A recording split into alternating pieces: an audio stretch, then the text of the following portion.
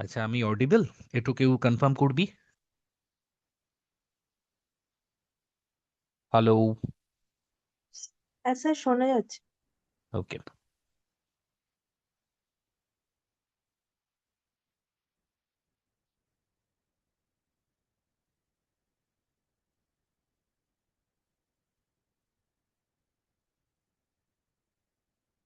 Screen দেখা যাচ্ছে নাকি বলবে?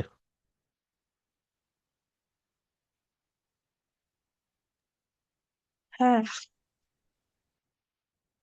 ঠিক আছে, চলো আমরা আজকে টোটাল 25টা কোশ্চেন অ্যানালিসিস করব। চেষ্টা করবে তোমরা আগে অ্যান্সার দেওয়ার, যদি কোনো কারণে ভুল হয় তখন আমি অ্যান্সার করার চেষ্টা করব। ঠিক আছে?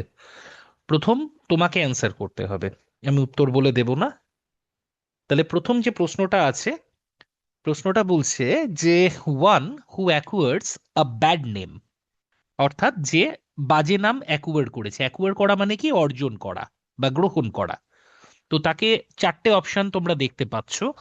অপশন এ বলছে ফেমাস, অপশন বি বলছে ইভিল, অপশন সি বলছে নোটোরিয়াস, অপশন ডি বলছে ইনফেমাস। তাহলে এই চারটের মধ্যে কোনটা তোমাদের হবে বলে মনে হচ্ছে? নটোরিয়াস। সি নম্বরটা sir. Option option C. C? এছাড়া আর কোনো অপশন? স্যার এছাড়া আর কোনো? ইনফেমাসটা হতে পারে। ইনফেমাসও হতে পারে। আর তাহলে এ আর বিটাও বলে দাও, তাহলে 7 কলা পূর্ণ হয়ে যাবে। আচ্ছা, তো সবার প্রথম ক্লাস যখন করবে একটা খাতার সঙ্গে নিয়ে বসার চেষ্টা করবে, যদি কোনো এক্সট্রা ইনফরমেশন থাকে so you should note it down. প্রথম যে শব্দটি রয়েছে এটা হচ্ছে ফেমাস। ফেমাস মানে কি? যে হচ্ছে খুব পরিচিত বা বিখ্যাত আমরা বলতে পারি। সহজ ইংরেজিতে আমরা এটাকে বলতে পারি ওয়েল নোন। কি লিখতে পারি? Well known. তবে পরীক্ষায় ওয়েল নোন কিন্তু তোমার অপশানে থাকবে না যদি কোনো কারণে ফেমাস শব্দটা দেয়া থাকে। এর পরিবর্তে আরো একটি শব্দ জেনে নাও, হয়তো এই কোশ্চেনের উত্তর হবে না। সেটা হচ্ছে প্রমিনেন্ট। প্রমিনেন্ট শব্দটাও কিন্তু আমরা ব্যবহার করি। প্রমিনেন্ট শব্দটার এক্সাক্ট বাংলা হচ্ছে যিনি খুব প্রকট। সহজ বাংলায় যেটাকে বলা হয় খুব প্রকট, প্রমিনেন্ট একজন। আর এর আরেকটা সিনোনিম আমরা বলতে পারি এমিনেন্ট। তাহলে এই যে শব্দগুলো বলা হলো, প্রমিনেন্ট বলো, এমিনেন্ট বলো বা ফেমাস বলো, এই যে শব্দগুলো, এগুলোর পার্ট অফ স্পিচ কি হবে? নাউন, প্রোনাউন না অ্যাডজেক্টিভ? কি হিসেবে জেনারেলি ব্যবহৃত হয়? এনিওয়ান? মাইক অন করতে হবে। এরা অ্যাডজেক্টিভ হিসেবে স্যার। অ্যাডজেক্টিভ হিসেবে ব্যবহৃত হয়। তাহলে এগুলো হচ্ছে অ্যাডজেক্টিভ। যেমন ধরো এমিনেন্ট শব্দটা আমরা খুব ব্যবহার করি রাইটারের জন্য বা একজন এমিনেন্ট অথর। ধরো বলা হলো Ruskin Bond is an eminent author, এরকম আমরা বলতে পারি। আচ্ছা, কোনো একটা জিনিস হয়েছে, কোনো একটা সাইন, এই সাইনটা অত্যন্ত প্রমিনেন্ট মানে বাইরে থেকে বোঝা যাচ্ছে, অত্যন্ত প্রকট। তো বিখ্যাতর জন্য আমরা famous, prominent, eminent, well known এই শব্দগুলো ব্যবহার করি। এর মধ্যে পরীক্ষায় প্রমিনেন্ট অথবা ইমিনেন্ট দিয়ে আলাদা প্রশ্নও আসতে পারে। আচ্ছা, ইভিল শব্দটার মানে কি? ইভিল মানে হচ্ছে যেটা বাজে, মানে ব্যাড। আচ্ছা, এই যে ইভিল শব্দটা নিয়ে আলোচনা করছি, এখান থেকে একটা শব্দ জেনারেট হয়েছে, সেটা হচ্ছে ইভিল আই। কি বলা হয়? Evil I. ইভিল আই শব্দটার মানে কেউ বলতে পারবে? মানে এটা একটা idiom, the evil I. Anyone, what is the meaning of evil I? Sir, খারাপ দৃষ্টি। খারাপ দৃষ্টি মানে কিরকম দৃষ্টি? বল বাবা।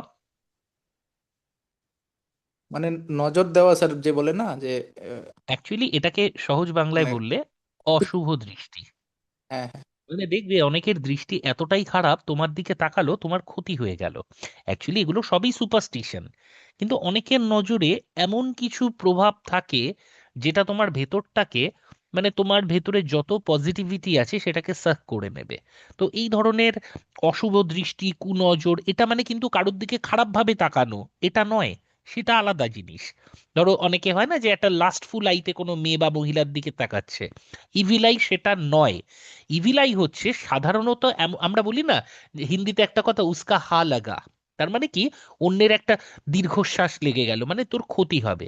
তো এমন ভাবে একটা শূন্য দৃষ্টিতে তাকালো যেন তোর ক্ষতি হবে, এটাকে বলা হয় ইভিল আই। কিভাবে ব্যবহৃত হবে, যেমন ধরো আমি বললাম she looked at me, she looked at me with an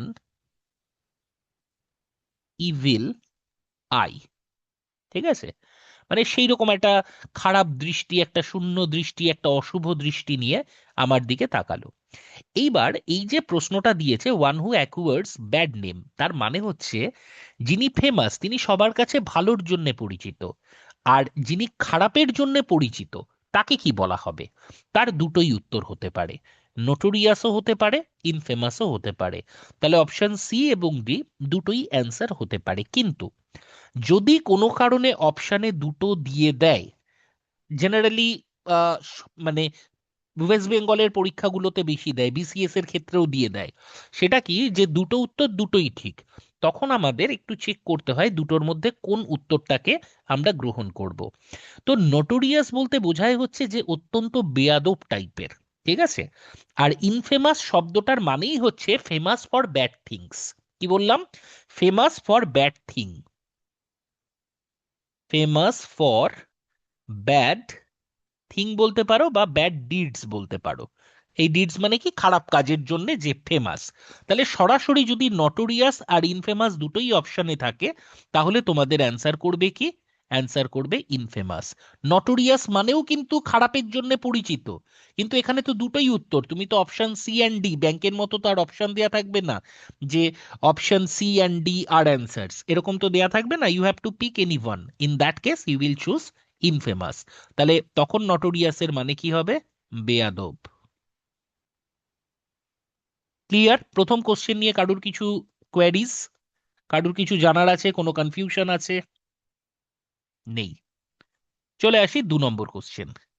বলছে his ghost story was beyond belief. Here beyond belief means, অর্থাৎ এখানে যে বলা হচ্ছে his ghost story was beyond belief, এই বিয়ন্ড বিলিফ বলতে কি বোঝানো হয়েছে?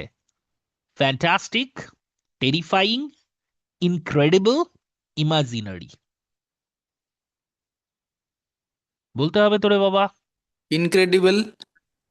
একজন বলছে ইনক্রেডিবল, বাকিরা Incredible. ইনক্রেডিবল। আচ্ছা, বাকি তো আরো 4-5 জন আছিস মনে হয়, 10 জন আছিস, বাকিদের উত্তর নেই?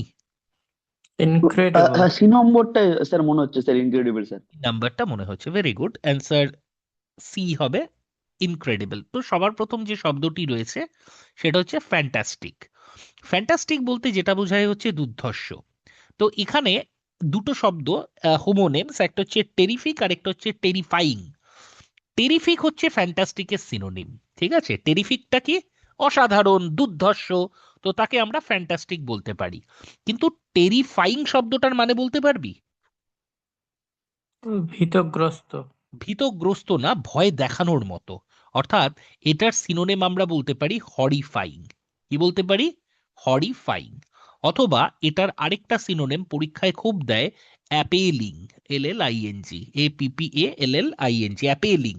অথবা আরেকটা শব্দ আছে ঘাসলি। তাহলে এই সবকটার মানেই কি? যেটা একেবারে ভয় দেখানোর মতো, মানে একদম টেরিফাইং একটা ব্যাপার। এবার দেখ কোনটা কখন ব্যবহৃত হয়। ধর আমরা বললাম কারুর একটা ক্ষত, দগদগে ক্ষত, তো তাকে বলা হয় ঘাসলি উন্ড, মানে কারুর একটা জায়গা পুড়ে গেছে, ড্যাগড্যাগে ঘা, তো তাকে বলবো ঘাসলি উন্ড। আচ্ছা, এবার ধর বলা হলো আরেকটা শব্দ আছে, খুব সুন্দর, এটাও পরীক্ষায় দেয়, স্পাইন চিলিং। স্পাইন চিলিং মানে কি? এটা যখন কোনো পরীক্ষা দিবি যেখানে ডেসক্রিপটিভ থাকবে, তো এই ধরনের ট্রান্সলেশন আমাদের খুব কাজে লাগে, যে গল্পটি শুনে তার শিরদাঁড়া দিয়ে একটা ভয়ের স্রোত নেমে গেল। তাহলে এই যে ভয়ের স্রোত নেমে যাওয়া, তো এইটাকে এক কথায় বলা হয়, যদি মানে এরকম একটা গল্প যে গল্পের মধ্যে একটা স্পাইন চিলিং এলিমেন্ট থাকে, তো তাকে আমরা বলতে পারি এই spine chilling. Spine chilling element মানে এমন কোনো এলিমেন্ট থাকে যেটা শুনে একটা শিরদাঁড়া দিয়ে একটা শীতল স্রোত বয়ে যাচ্ছে, তো সেইটাকে আমরা বলবো আ স্পাইন চিলিং স্টোরি। আর হরিফাইং স্টোরি তো আমরা বলতেই পারি। আচ্ছা, এখানে হরিফাইং এর সাথে আরেকটা শব্দ খুব মানে ম্যাচ করে, সেটা হচ্ছে হরিবল। হরিবল মানে কি? হরিবল মানে হচ্ছে জঘন্য, তার সাথে কিন্তু কখনো হরিফাইং এর কোনো মিল নেই। যেমন টেরিফাইং আর টেরিফিক সেম নয়। যেমন ধর বলা হলো যে আজকে বিরাট কোহলি কেমন খেলেছে, তুই বলি স্যার টেরিফিক খেলেছে। টেরিফিক, ফ্যান্টাস্টিক খেলেছে, সেটা টেরিফিক। আর টেরিফাইং মানে কি? তার ইনিংসটা ছিল এতটাই টেরিফাইং যে পাকিস্তানের বোলাররা পুরো ভয় পেয়ে গেছে। তাহলে ভয় পাওয়া ইংরেজি কি? ইন্টিমিডেট। তারা কি হচ্ছে? ইন্টিমিডেট হয়ে যাচ্ছে। এইবার চলে আসি অপশন সি। অপশন সি হচ্ছে ইনক্রেডিবল, যেটা তোরা ঠিকই বলেছিস। That is the answer of this question. এটার মানে হচ্ছে আনবিলিভেবল। আনবিলিভেবল। আচ্ছা, এইবার একটা ছোট্ট জিনিস বুঝতে হবে। ইনক্রেডিবল এই কথাটা না অ্যাকচুয়ালি পজিটিভ অর্থে ব্যবহৃত হয়। ইনফ্যাক্ট আনবিলিভেবলও তাই। যেমন আমি ধর তোকে একটা গল্প বলছি, যে এই গল্পটা উম, খুব গাঁজাখুরি, তাহলে সেইটাকে তুই কি অবিশ্বাস্য বলবি, নাকি একটা অসাধারণ গল্পকে আমরা অবিশ্বাস্য বললি? কোনটা? আমার অসাধারণ প্রশ্নটা হবে। একটা অসাধারণ। যেমন ধর তুই আমাকে একটা গল্প বলছিস, জানেন স্যার আমাদের বাড়িতে একটা গরু আছে, এই আজকে সকালে আমি যখন বেরোলাম, আমি বেরোনোর সাথে সাথে ও তাল গাছ থেকে নেমে এলো। তখন আমি কি বলবো? ঘটনাটা অবিশ্বাস্য? তখন কিন্তু আমি অবিশ্বাস্য বলবো না, বলবো কি? ঘটনাটা বিশ্বাসযোগ্য নয়। তাহলে এই বিশ্বাসযোগ্য নয়, এটার ইংরেজি ইনক্রেডিবল বা আনবিলিভেবল নয়, সেটা আলাদা, সেটা ইমাজিনারি হবে, সেটা গাঁজাখুরি গল্প, ইমাজিনারি হবে। ক্রিকেট খেলা চলছে ইন্ডিয়া পাকিস্তান, সেখানে 8 বলে দরকার 28, কোহলি গোস, কি বলবো কি ছিল, আউট অফ দ্য গ্রাউন্ড। তাহলে ওই যে 8 বলে 28, সেই রানটা সে যে চেস করলো, এটা কেউ আগে বিশ্বাস করেনি যে এটা হতে পারে ওই রকম একটা সিচুয়েশনে, ওই রকম একটা সময়, কিন্তু তারপরেও সে ওটা করে এলো। এইটাকে বলবো আমরা ইনক্রেডিবল। তার মানে কখনো কিন্তু এটা ভাবিস না যে ইনক্রেডিবল মানে বিশ্বাসযোগ্য নয়। ডেফিনেটলি সেটা বিশ্বাসযোগ্য, কিন্তু সেইটা এতদিন আমাদের বিশ্বাসের বাইরে ছিল। That is incredible. আর যেটা সত্যি বিশ্বাস করা যায় না, তাকে আমরা কি বলবো? ইমাজিনারি। এটা সিনোনেম হবে আনরিয়েল। তোরা লিখে নিচ্ছিস তো? কি হবে সিনোনেম? আনরিয়েল। অথবা এটাকেই বলা হয় ফিকটিসাস। দেখবি বিভিন্ন যখন হিন্দি বা বাংলা সিরিয়াল হয়, ইংরেজিতে লেখা থাকে all the characters here are fictitious. Fictitious character মানে কি? বাংলায় যেটাকে বলা হয় কাল্পনিক। কি বলা হয় রে বাবু? তাকে বলা হয় হচ্ছে কাল্পনিক। নোট করছিস? তাহলে এটাকে আমরা বলবো হচ্ছে ফিকটিসাস অথবা ইমাজিনারি। অথবা এটাকে আরেকটা শব্দও বলা হয় made up story. Made up story. আচ্ছা, তোরা একটা ইডিয়াম শুনেছিস, cock and bull story? Anyone? হ্যাঁ স্যার হ্যাঁ শুনেছি। শুনেছি। হ্যাঁ স্যার হ্যাঁ, শুনেছি ওই স্যার। একই ব্যাপার। মেড আপ গাঁজাখুরি স্টোরি, গল্প। হ্যাঁ এক্স্যাক্টলি, মেড আপ স্টোরি বলতে এরকমই বোঝায় আষাঢ়ে গল্প। মানে আমি এটা, তুমি যেন গল্প বানাচ্ছ যে এই কিরে পরীক্ষা কেন ভালো দিতে পারিসনি? স্যার আমার না বিশাল শরীর খারাপ ছিল, তারপর হঠাৎ করে আমার আমেরিকায় একটা দাদা থাকে, তো তো হঠাৎ করে সে আমায় ফোন করে বলল আমরা মানে এই যে গল্প একটা বানানো, বোঝাই যাচ্ছে বাইরে থেকে যেটা বিশ্বাসযোগ্য নয়। That is what we call made up story. আরেকটা শব্দ আছে অবিশ্বাস্যর জন্য, সেটা হচ্ছে ফিগমেন্টাল। FIGMENTAL। আচ্ছা, ফিগমেন্টাল মানে কি? ফিগমেন্টাল মানে তুই মনে মনে ভেবে নিচ্ছিস। অ্যাকচুয়ালি এটার সাথে কিন্তু ফিকটিসাসের ব্যাপার নেই। ফিকটিসাস মানে আমি কল্পনা করে একটা কিছু করে নিয়েছি। এটা জেনারেলি অনেক রুগীর ক্ষেত্রে ব্যবহৃত হয়। এমন অনেক মানুষ দেখবি বয়সকালে তাদের নানা রকম ভুলভাল জিনিস দেখে, ঠিক আছে, আসলে সেটা এক্সিস্টই করছে না, কিন্তু তার সাবকনসিয়াস মাইন্ডে সে কিছু একটা ধরে নিচ্ছে। যেমন ধর এরকম হয় না অনেক সময়, বয়স্ক মানুষ ইয়েতে দেখবি জেনারেলি যারা ডিপ্রেশনের পেশেন্ট টেশেন্ট আছে, কোনো হাসপাতালে গেলে তো হামেশাই দেখতে পাবি যে, আমি একটা ছোট্ট ঘটনা বলি। আমি আমার এক বন্ধু ওর মানে অ্যাক্সিডেন্ট হয়েছিল, ওর বাবা ডেথ হয়েছিল। তো তারপর থেকে ছেলেটি ডিপ্রেশনে চলে যায়। তো ওকে নিয়ে আমি আমৃতে গিয়েছিলাম। যে একটা ডাক্তারের সাথে কনসালটেন্সি করার জন্য। এবার আমারও ব্যাপারটা মাথায় নেই যে আমি ওরকম একটা ওয়ার্ডে ঢুকেছি। আর এটাও নয় যে কারুর কাউন্সিল করা হচ্ছে মানে হি ইজ ম্যাড, একেবারেই নয়। Depression is a different thing all together. তো ওখানে বেশ কিছু লোক আছে অনেকটা বেশি ডিপ্রেসড, বা মানে আমরা যাকে স্বাভাবিক বলি তার থেকে অনেক অস্বাভাবিক। তো এক ভদ্রমহিলা বসেছিলেন ওই ওয়ার্ডে। তো আমি উনি বসেছেন, ওনার পাশে একটা ব্যাগ রাখা আছে, ঠিক আছে। আমি বললাম ব্যাগটা একটু সরান। ভদ্রমহিলা ব্যাগটা একটু সরিয়ে সেই সিটেই রাখলো। আমি বলতে যাচ্ছিলাম কি কি হয়েছে, তো তারপর ভাবলাম আমি তো ওই ওয়ার্ডেই ঢুকেছি, ঠিক আছে। তো অ্যাকচুয়ালি এই ধরনের মানুষ যারা রয়েছে তাদের দুনিয়াটা আলাদা। তারা অনেক কিছু কল্পনা করে নেয়। যেমন ধরে নিল যে ফিকটিসাস, মানে ফিকটিসাস এনিমি বলবো না, কি বলবো, ফিগমেন্টাল এনিমি। সে ধরেই নিচ্ছে তার একটা শত্রু আছে, সে তার ক্ষতি করতে চায়। তো এই ধরনের কল্পনাকে আমরা বলতে পারি কি, figmental, and this is also an adjective. তাহলে দেখ, শব্দ 2 নম্বর কোশ্চেন, কটা শব্দ পাচ্ছি? হরিফাইং, অ্যাপেলিং, ঘাসলি, স্পাইন চিলিং। আনরিয়েল জানা, ফিকটিসাস জানা, মেড আপ স্টোরি অনেকের না জানাতে থাকতে পারে। Figmental is another word that you need to remember. তাহলে সবকটা শব্দ আরেকবার একসাথে বলে দিই, 1 আর 2 নম্বর। ফার্স্ট কোশ্চেন আমাদের কি ছিল? ফেমাস। ফেমাস মানে হচ্ছে প্রমিনেন্ট বা এমিনেন্ট। এমিনেন্ট রাইটার কথাটা আমরা খুব ভালোভাবে ব্যবহার করে থাকি। ইভিল মানে ব্যাড, এখান থেকে ইভিল আই, কারুর খারাপ দৃষ্টি, যে দৃষ্টি তোর ওপর পড়লে তুই একেবারে ভস্য হয়ে যাবি, এই ধরনের দৃষ্টিকে বলা হয় ইভিল আই। নটোরিয়াস বা ইনফেমাস দুটোর মানেই খারাপ। তো যদি দুটোই অপশানে থাকে ইনফেমাস হবে, আর যদি ইনফেমাস অপশানে না থাকে তাহলে নোটোরিয়াস হবে। টেরিফাইং মানে যেটা ভয় দেখায়, এটাকে হরিফাইং অথবা অ্যাপেলিং। ঘাসলিও বলতে পারিস, মানে একটা দগদগে ঘা, তাকে আমরা ঘাসলি উন্ড বলি। স্পাইন চিলিং মানে শির দ্বারা দিয়ে একটা ভয়ের স্রোত নেমে যাওয়া। ইনক্রেডিবল মানে সেটা অবিশ্বাস্য, কিন্তু আমি বিশ্বাস করছি না এমন নয়। যেটা বিশ্বাস করছি না সেটা আনরিয়েল অথবা ফিকটিসাস অথবা মেড আপ স্টোরি অথবা ফিগমেন্টাল। ফিগমেন্টাল শব্দটা জেনারেলি আমরা ব্যবহার করি কোনো কিছু আমরা কল্পনায় ভেবে নিচ্ছি যে এক্সিস্ট করছে তার জন্য। 3 নম্বর কোশ্চেনে আসি, বলছে he was born in 1980, what kind of verb is it? এই যে ওয়াজ বর্ন বলা হয়েছে, এটা কি ধরনের ওয়াজটা verb? Anyone? You have given 4 option: transitive, intransitive, linking or non finite.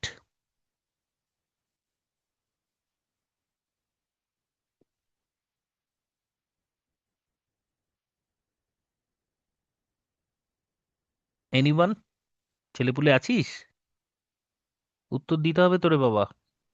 Sir linking verb. Linking verb বলছে, বাকিরা?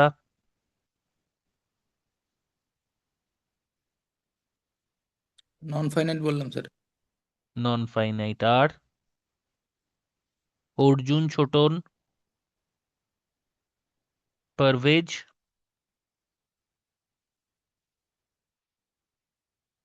আচ্ছা চলো। Linking verb.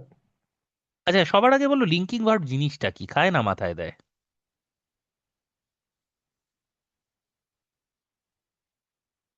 What is linking verb? দেখো, there are two types of verb. Number one is action verb. Number two is non-action verb. Action verb কোনটা? ধর বললাম I play, I play. তাহলে এই প্লে শব্দটা দিয়ে আমরা বুঝতে পারছি দিস ইজ অ্যান অ্যাকশন। কিন্তু যদি বলি I am a player, I am a player, তাহলে এই যে অ্যাম শব্দটা, এটা কি অ্যাকশন ভার্ব নাকি নন অ্যাকশন ভার্ব? এটা দিয়ে কি কোনো কিছু করা বোঝাচ্ছে না হওয়া বোঝাচ্ছে? মাইক অন করতে হবে পট করে। ও স্যার হেল্পিং ভার্ব। না, হেল্পিং ভার্ব নয়, this one is main verb. এটা তোমাদের একটা ভুল কনসেপ্ট আছে যে অ্যামিজার ওয়াজ ওয়্যার এটা helping verb. They can be both, they can be used as helping verb, they can be used as main verb too. একটা জিনিস দেখ, যে বললি যে স্যার এটা হেল্পিং ভার্ব, তার যেটার বেসিকে সমস্যা আছে, এটা যদি হেল্পিং ভার্ব হয় তাহলে মেইন ভার্ব কোনটা? প্লেয়ার। একটা সেন্টেন্সে একটা সেন্টেন্স ফর্ম করতে গেলে, if you want to form a sentence, the basic or the fundamental thing that is required is a subject along with a verb. Without a subject and a verb, a sentence cannot be completed. If you want to construct a sentence, the basic or fundamental thing is a subject and a verb. And when we coin the term verb, we actually means main verb. একটা বাক্যকে তৈরি করতে গেলে কিছু লাগুক চাই না লাগুক, একটা সাবজেক্ট আর একটা ভার্ব লাগে। আর ভার্ব মানে কোন ভার্ব লাগে, হেল্পিং ভার্ব না মেইন ভার্ব? হেল্পিং ভার্ব না থাকলেও সেন্টেন্স হতে পারে, কিন্তু মেইন ভার্ব ছাড়া সেন্টেন্স হয় না। তাহলে কোনো সেন্টেন্সে am is R was wire যদি একমাত্র ভার্ব হয়, সে হতচ্ছাড়াকে মেইন ভার্ব হতেই হবে, সে কখনো হেল্পিং ভার্ব হতে পারবে না। ক্লিয়ার? এখানে তুই যদি এমকে হেল্পিং ভার্ব বলিস তাহলে মেইন ভার্ব কাকে বলবি, প্লেয়ারকে? কখনো না। আচ্ছা, তাহলে এইবার হুম এই যে ভার্বটা আমি দেখতে পেলাম, এটাকে আমি বুঝতে পারলাম হচ্ছে নন অ্যাকশন ভার্ব। তাহলে এখানে ধর লেখা থাকলো I play cricket, I play cricket, এখানে লেখা থাকলো আই অ্যাম আ প্লেয়ার। তাহলে আই হচ্ছে সাবজেক্ট, আর প্লেয়ারটা কি, অবজেক্ট নাকি? Subject complement. Subject complement. কেন এটা অবজেক্ট নয় সেটা বুঝতে হবে সবার আগে, কারণ আমাদের ধারণা হচ্ছে সাবজেক্ট ভার্বের পরে যে শব্দটি থাকে that must be object. Not necessary. Subject ভার্বের পরের শব্দটা যে অবজেক্ট হতেই হবে এমন কেউ মাথার দিব্যি দেয়নি। অবজেক্ট মানে কি বাবা? অবজেক্ট মানে রিসিভার অফ অ্যাকশন। কি বললাম?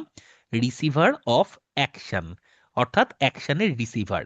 আমি এখান থেকে যে কোনো একজনের নাম নিই, ধর অর্জুন নামটা দেখাচ্ছে প্রথমেই, অর্জুনকে আমি একটা আঘাত করলাম মিছিমিছি, হ্যাঁ সত্যি ধরিস না, আই হিট অর্জুন। আচ্ছা, হিট হিটই হবে কারণ এটা ভি টু, হিটস হবে না, হ্যাঁ past tense, hit hit hit, এটা ভি টু। তাহলে আই হিট অর্জুন মানে কি, আমি অর্জুনকে আঘাত করলাম। তাহলে এখানে অ্যাকশন কোনটা বাবা, আই না অর্জুন না হিট, কোনটা অ্যাকশন? হিট। হিট হচ্ছে অ্যাকশন। এই অ্যাকশনটা কে রিসিভ করছে? অর্জুন। তাহলে অর্জুন অর্জুন। কি? রিসিভার কিসের? অ্যাকশনের। একটা জিনিস বোঝ, তাই জন্য অর্জুন হচ্ছে অবজেক্ট। তাহলে একটা জিনিস বোঝ, রিসিভার হতে হলে ভার্বটাকে কি হতে হবে? অ্যাকশন হতে হবে। এই ভার্বে অ্যাকশন আছে নাকি অ্যাকশন নেই? আই অ্যাম এ বয় বা আই অ্যাম এ প্লেয়ারে অ্যাকশন আছে না অ্যাকশন নেই? অ্যাকশন নেই। অ্যাকশন নেই। যদি অ্যাকশনই না থাকে তাহলে অ্যাকশনের রিসিভার থাকবে? উইকেটের সামনে থেকে যদি বলই কেউ না করে, তাহলে উইকেটের পেছনে ধোনি দাঁড়াক বা ঋষভ পান্ত দাঁড়াক, কা ফারাক পড়তা হে? তো একই রকম ভাবে এখানে অ্যাকশন নেই মানে এখানে অ্যাকশনের রিসিভার নেই। অ্যাকশনের রিসিভার নেই মানে কি? অবজেক্ট নেই। এই যে রিসিভার অফ অ্যাকশনকে কি বলি? অবজেক্ট বলি। অ্যাকশনটা যার উপর গিয়ে পড়ে, আরে অ্যাকশন মানে কি? Action verb. তাহলে অবজেক্ট মাথায় রাখবি সব সময়, রিসিভার অফ অ্যাকশন ভার্বকে বলা হয় অবজেক্ট। তাহলে এক্ষেত্রে আই হচ্ছে সাবজেক্ট, অ্যাম হচ্ছে নন অ্যাকশন ভার্ব, আর প্লেয়ার হচ্ছে তার পরের অংশ।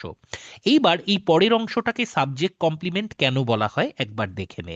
যদি আমি বাক্যটা বলতাম আই অ্যাম, এরপরে প্লেয়ার লেখা নেই, তাহলে সাবজেক্ট সম্পর্কে ধারণা কমপ্লিট হতো নাকি হতো না? কমপ্লিট হতো নাকি ইনকমপ্লিট থাকতো? I incomplete. অ্যাম বলে ইনকমপ্লিট।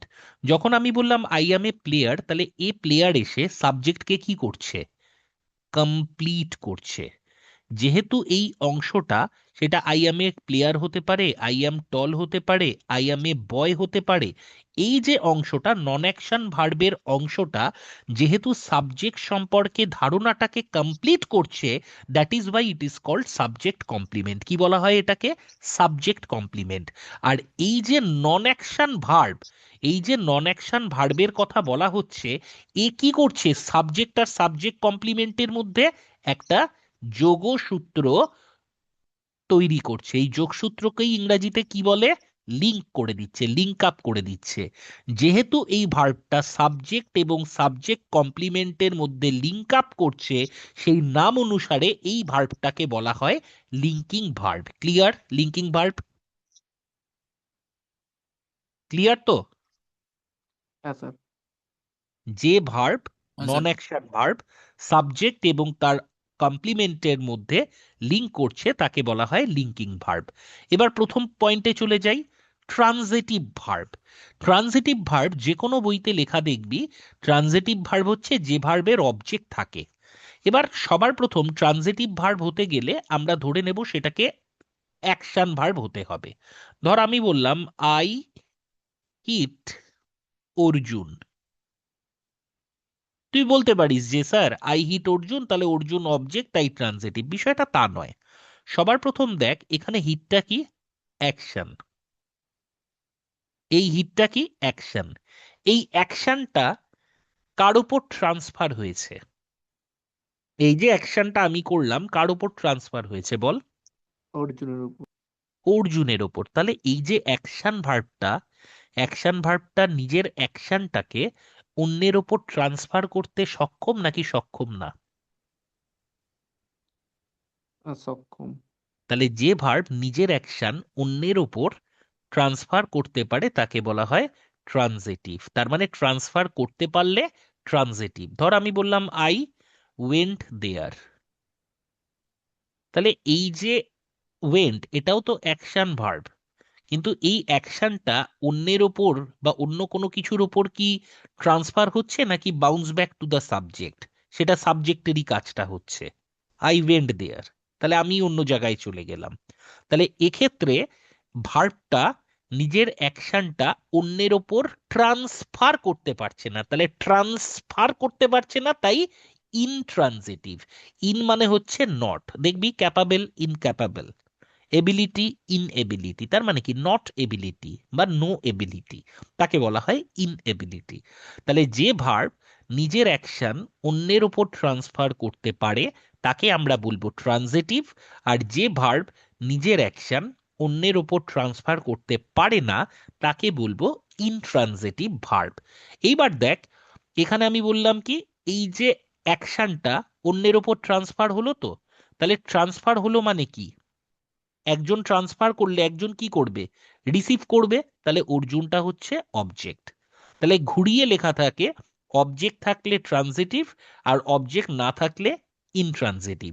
আসল কথা হচ্ছে অ্যাকশন ভার্ব অ্যাকশনটা অন্যের ওপর ট্রান্সফার করলে ট্রানজিটিভ, ট্রান্সফার করতে না পারলে ইনট্রানজিটিভ। তাহলে এখানে দেখ ওয়াজ বর্ন, এখানে কি অন্য কোনো কিছুর উপর ট্রান্সফার হলো? উত্তর হচ্ছে না। তাহলে অন্যের ওপর ট্রান্সফার হচ্ছে না মানে এটার উত্তর হবে ইনট্রানজিটিভ। কি হবে উত্তর? ইনট্রানজিটিভ। এবার যারা যারা লিঙ্কিং বলেছিস তারাও ভুল নয়। পিএসসি অথবা স্টেট গভর্নমেন্টের যে এক্সামগুলো থাকে, তোরা চাইলে প্রিভিয়াস ইয়ার ডব্লিউবিসিএস দেখে নিবি, একটা বা দুটো কোশ্চেন এমন দেবেই যেখানে দুটো উত্তরের দুটোই ঠিক, এবং সেক্ষেত্রে you need to choose which one is the better option. Actually better বলে কিছু হয় না, আলটিমেটলি স্টেট গভর্নমেন্টের মগজমারি, মানে ওরা যেটা ধরবে, তবু বলা যেতে পারে এইরকম ক্ষেত্রে ইনট্রানজিটিভ করতে পারিস। কেন? তার কারণ এটাকে লিঙ্কিং ভার্ব বলাও যেতে পারে, নাও বলা যেতে পারে। কি করে? লিঙ্কিং ভার্ব কি? লিঙ্কিং ভার্ব হচ্ছে আমরা ধরতে পারি যে সাবজেক্ট নন অ্যাকশন ভার্ব সাবজেক্ট কমপ্লিমেন্ট, নন অ্যাকশন ভার্ব বা লিঙ্কিং ভার্ব আর সাবজেক্ট কমপ্লিমেন্ট। তাহলে সাবজেক্ট কমপ্লিমেন্টের জায়গায় কে কে থাকে? নাউন, প্রোনাউন অথবা অ্যাডজেক্টিভ। অ্যাডভার্বও থাকে কিন্তু সেটা খুব কমই থাকে। স্যার এক্সাম্পল দিন নাউন প্রোনাউনের। ধর আমি বললাম he is a boy, he is a বয়, তাহলে সাবজেক্ট কমপ্লিমেন্টে কি আছে? নাউন। আচ্ছা, যদি এটা স্যার প্রোনাউন দেন তাহলে কি হবে? He is he. মাথায় রাখবি হি ইজ হিম হয় না, হিম তো অবজেক্ট। সাবজেক্ট কমপ্লিমেন্ট মানে কি? সাবজেক্ট কমপ্লিমেন্ট মানে সাবজেক্ট। এটা শুনতে খুব খারাপ লাগছে but this is technically right. এই কারণে দেখবি একটা প্রশ্ন দেয়, ইট is I, it is me who have done the work, এটা এরর কারেকশনে আসে, who have done the work. আচ্ছা এখানে দেখ আমরা অ্যান্সার কি করি? স্যার আই হবে না, ইট ইজ থাকলে, সরি মি হবে না, ইট ইজ থাকলে আই হয়। কিন্তু কেন হয়? সবার প্রথম ভাব এই যে মি, এই মিটা কি সাবজেক্ট না অবজেক্ট? অবজেক্ট। তাহলে এখানে কি ভার্ব আছে? অ্যাকশন ভার্ব না নন অ্যাকশন ভার্ব? নন অ্যাকশন ভার্ব মানে লিঙ্কিং ভার্ব। লিঙ্কিং ভার্বের ক্ষেত্রে অবজেক্ট থাকে নাকি থাকে না? উত্তর করতে হবে, চুপ করে থাকলে হবে না। লিঙ্কিং ভার্বের ক্ষেত্রে অবজেক্ট থাকে কি থাকে না? অবজেক্ট থাকে না। অবজেক্ট থাকে না মানে মি থাকে না, অবজেক্ট থাকে না মানে হিম থাকে না, অবজেক্ট থাকে না মানে হার থাকে না। তাহলে কি থাকে? সাবজেক্ট থাকে। It is I, it is he, it is they, বোঝা গেল? এই কারণে মি হয় না। তোদের একটা ছোট্ট নাউনের পরিবর্তে প্রোনাউন ব্যবহার করতে বলবো। ধর বলা হলো একটা কোশ্চেন তোরা পেয়েছিস, আমি যদি প্রধানমন্ত্রী হতাম বা আমি যদি প্রেসিডেন্ট হতাম, ইফ কি হয় ইংরেজি? If I were the prime minister, comma I would do dot dot dot. এটা প্রশ্ন নয়। প্রশ্ন হচ্ছে এই প্রাইম মিনিস্টারটাকে তুমি প্রোনাউন দিয়ে রিপ্লেস করো। অপশন কি কি আছে? ইফ আই ওয়্যার হিম, এটা হচ্ছে অপশন এ। আর অপশন বি হচ্ছে if I were he. Tell me which will be the answer. He হবে বি অ্যান্সার। কেন হবে?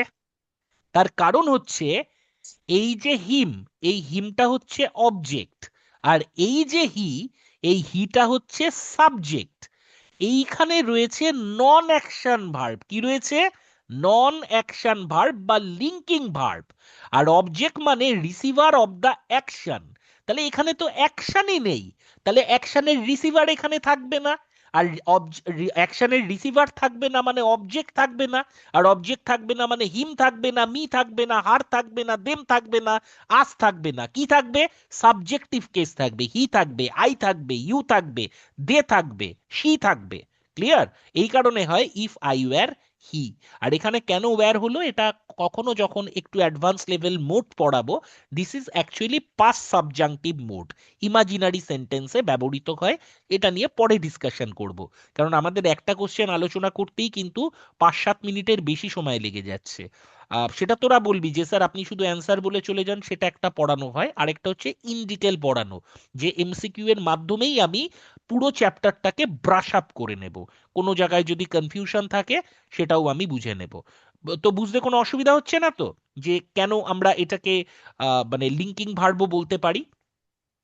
ক্লিয়ার? তো সেই ঠিক আছে। হিসেবে আমরা ধরতে পারি ক্লিয়ার স্যার। টা হচ্ছে লিঙ্কিং ভার্ব আর বর্নটা হচ্ছে অ্যাডজেক্টিভ। সাবজেক্ট কমপ্লিমেন্টের ঘরে অ্যাডজেক্টিভ বসতে পারে। তাহলে সেই নিরিখে ধরলে এটাকে লিঙ্কিং ভার্ব ধরা যেতে পারে, কিন্তু এটাকে তো আমি প্যাসিভও ধরতে পারি, তাই না? তাহলে যদি প্যাসিভ ধরি তাহলে এটা হয়ে যাবে হেল্পিং ভার্ব, আর বর্নটা হয়ে যাবে মেইন ভার্ব। তো এই কারণে যদি পরীক্ষায় দুটো অপশনই থাকে, তো সেক্ষেত্রে আমরা এটাকে নন ইয়ে ব্যবহার করব, ইনট্রানজিটিভ ব্যবহার করব। কারণ এখানে আর যাই থাকুক না থাকুক, যেহেতু কোনো অ্যাকশন ভার্ব নেই, তাই জন্য এর কোনো অবজেক্ট নেই। তার মানে অ্যাকশনটা অন্য কারোর উপর ট্রান্সফার করতে পারছে না, তাই এটা ইনট্রানজিটিভ ভার্ব। আরেকটা থাকছে নন finite verb. It is a big, মানে খুব বড় একটা চ্যাপ্টার। একটু ছোট করে বলে দিই, খুব ডিটেলসে বলছি না, একদম ছোট করে বলে দিই যে নন ফাইনাইট ভার্ব বিষয়টা আসলে কি। আমি একটা অন্য স্লাইড নিয়ে নিচ্ছি বোঝানোর সুবিধার জন্য, দাঁড়া।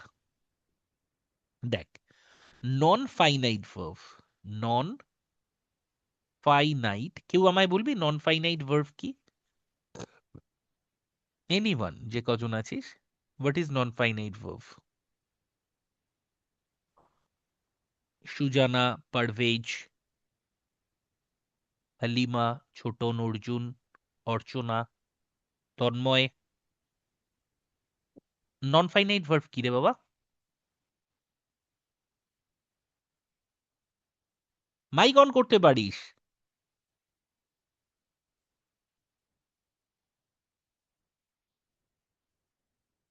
শান্তনু,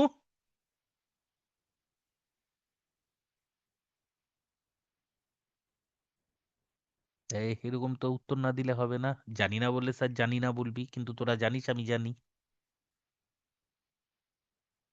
অর্চনা,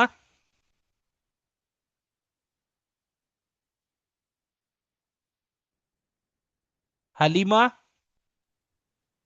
স্যার এটা কি অসমাপিকা ক্রিয়া? এই রে, এবার তুই আমায় সমস্যায় ফেলে দিলি। সমাপিকা নোট। অসমাপিকা? না না, ওটা মনে হয় ট্রানজিটিভ ইনট্রানজিটিভ এর বাংলা। তাই কি? স্যার আমার ডাউট আছে ওই জন্য আর কি। ওই সমাপিকা অসমাপিকা এই ফাইনাইট নন ফাইনাইটের মধ্যেই পড়ে একটা। আচ্ছা আচ্ছা, হতে পারে। অ্যাকচুয়ালি বিষয়টা বলে দিই, সেন্টেন্স 3 ধরনের হয়। একটা হচ্ছে সিম্পল, একটা হচ্ছে কমপ্লেক্স, আরেকটা হচ্ছে কম্পাউন্ড। আচ্ছা, কমপ্লেক্স সেন্টেন্স মানে ক্লজ 1 ক্লজ 2, কম্পাউন্ড সেন্টেন্স মানেও ক্লজ 1 ক্লজ 2। তাহলে ক্লজ 1 আর ক্লজ 2 কে যোগ করার জন্য কি দরকার? কনজাংশন। ক্লজ 1 ক্লজ 2 কে যোগ করার জন্য কি দরকার? কনজাংশন। এবার স্যার ক্লজ কি? মাথায় রাখবি কিচ্ছু না, ক্লজ বলতে বোঝায় সাবজেক্ট ভার্ব কম্বিনেশন। মনে কর এখানে একটা সাবজেক্ট ভার্ব আছে, এখানে আরেকটা সাবজেক্ট ভার্ব আছে। ধর বলা হলো I go he came, I go he come. তাহলে তুই লিখলি I go and he come. তাহলে এই অ্যান্ডটা I go, I subject go verb, he subject come comes verb. তাহলে এই সাবজেক্ট ভার্ব, একটা সাবজেক্ট একটা ভার্বকে একটা ক্লজ বলে, আরেকটা সাবজেক্ট আরেকটা ভার্বকে আরেকটা ক্লজ বলে। ঠিক আছে? তাহলে দুটো ক্লজকে যোগ করার জন্য একটা আঠার দরকার হয়, তাকে বলা হয় কনজাংশন। তো কমপ্লেক্স সেন্টেন্সেও দুটো ক্লজ থাকে বা একের বেশি ক্লজ থাকে, কম্পাউন্ড সেন্টেন্সেও একের বেশি ক্লজ থাকে। ক্লজ থাকে মানে কি? একের বেশি ভার্ব থাকে এবং সেই ভার্বগুলো কনজাংশন দিয়ে যুক্ত থাকে। এবার কমপ্লেক্স আর কম্পাউন্ডের মধ্যে পার্থক্য কি সেটা এখন আলোচনা করছি না, একটু ছোট্ট করে বলে দিচ্ছি, যারা জানিস জানিস। সেটা হচ্ছে কমপ্লেক্স সেন্টেন্সে একটা সাবঅর্ডিনেট থাকে আর একটা প্রিন্সিপাল বা ইন্ডিপেন্ডেন্ট ক্লজ থাকে, আর কম্পাউন্ডে দুটোই ইন্ডিপেন্ডেন্ট ক্লজ থাকে। এটা 1 নম্বর পার্থক্য। আর 2 নম্বর পার্থক্য হচ্ছে কমপ্লেক্স সেন্টেন্সে যে কনজাংশন থাকে তাকে বলা হয় সাবঅর্ডিনেটিং কনজাংশন, আর কম্পাউন্ড সেন্টেন্সে কোঅর্ডিনেটিং কনজাংশন। এটা আমি চ্যাপ্টার যখন করাবো আলোচনা করব। আপাতত জেনে রাখবো এইটুকুনি, বুঝতে কারুর সমস্যা নেই তো, যে দুটো ক্লজ আর একটা কনজাংশন থাকবে কমপ্লেক্স বা কম্পাউন্ড সেন্টেন্সে। এটা জানি সবাই, ইয়েস অর নো? ঠিক আছে স্যার, এটা জানি স্যার, এটা। এটা জানি। But in case of simple sentence there is no provision of using more than one main verb. If it is a simple sentence, then how many main verb can be there? The answer is only one. সরল বাক্যের ক্ষেত্রে একের বেশি subject verb ব্যবহার করা যায় না, এবং যেহেতু একের বেশি সাবজেক্ট ভার্ব ব্যবহার করা যায় না, তাই কনজাংশনও থাকবে না। অ্যাকচুয়ালি কনজাংশন কটা থাকে বলতো? দেখ, একটু সহজে যদি বোঝাই, আমি একটু ডিটেলসেই করাচ্ছি, হ্যাঁ, মানে কটা কোশ্চেন হলো সেইটা হিসাব করিস না, কি কি হলো সেইটা হিসাব করিস at the end of the class. 1 নম্বর দেখ, বলা হচ্ছে মনে কর সাবজেক্ট 1 ভার্ব 1, তার মানে এটা হচ্ছে ক্লজ 1। মনে কর সাবজেক্ট 2 ভার্ব 2, তাহলে এটা হচ্ছে ক্লজ 2। তাহলে এই দুটোকে যোগ করতে কটা কনজাংশন লাগবে? একটা। তাহলে কনজাংশন 1। এখানে মনে কর আরেকটা সাবজেক্ট ভার্ব আছে, সাবজেক্ট 3 ভার্ব 3, তাহলে কি থাকবে? ক্লজ 3। তাহলে ক্লজ 2 এর সাথে ক্লজ 3 কে যোগ করতে ক নম্বর কনজাংশন লাগবে? কনজাংশন 2। তাহলে একটা জিনিস তোরা দেখতে পাচ্ছিস, যতগুলো ক্লজ থাকছে কনজাংশন তার থেকে একটা কম থাকছে, ইয়েস অর নো?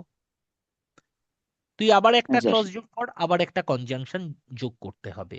তার মানে আমরা কি এটা বলতে পারি, ভালো করে ভেবে বল, যে number of conjunction in a sentence, number of conjunction equal to number of clauses -1।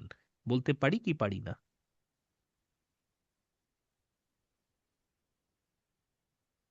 তিনটে ক্লজ দুটো কনজাংশন, দুটো ক্লজ একটা কনজাংশন, তাহলে যতগুলো ক্লজ তার থেকে এক কম কনজাংশন থাকবে। বলতে পারি কি পারি না?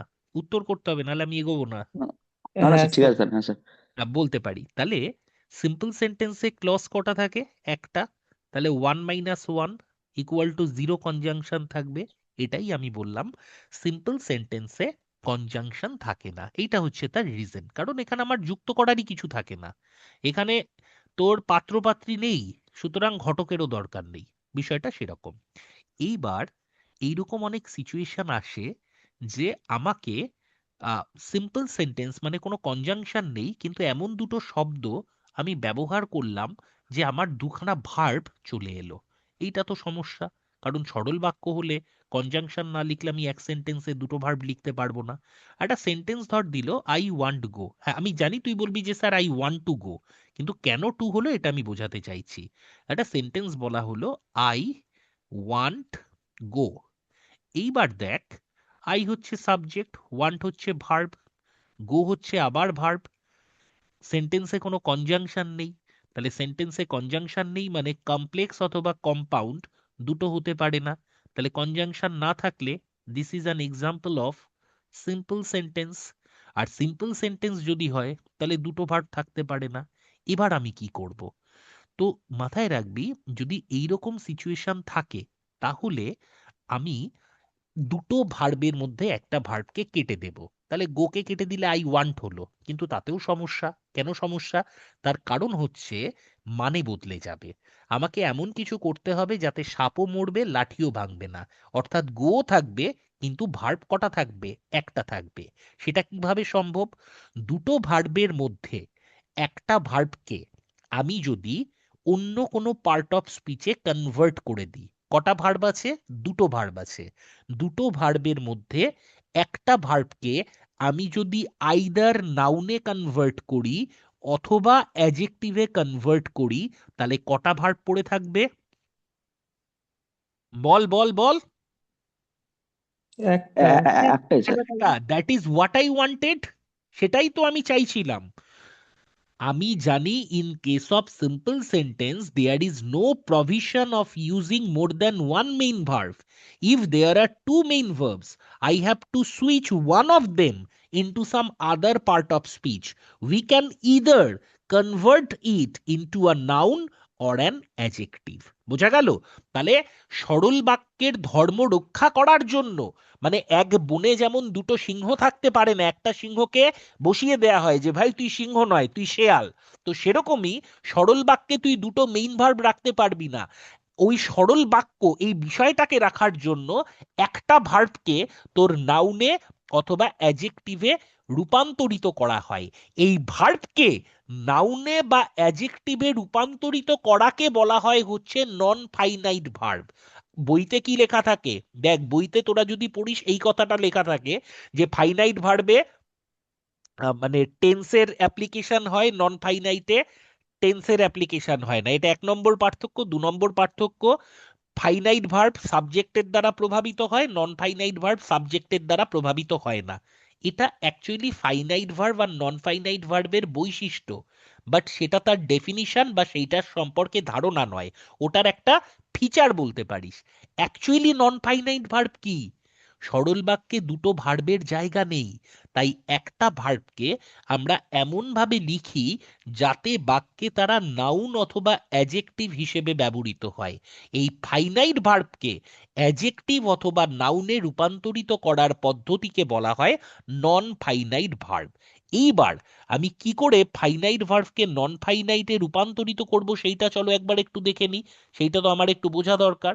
দেখ, আমি দুটো ভার্ব রাখতে পারবো না, একটাকে অ্যাডজেক্টিভ বা নাউনে রূপান্তরিত করব।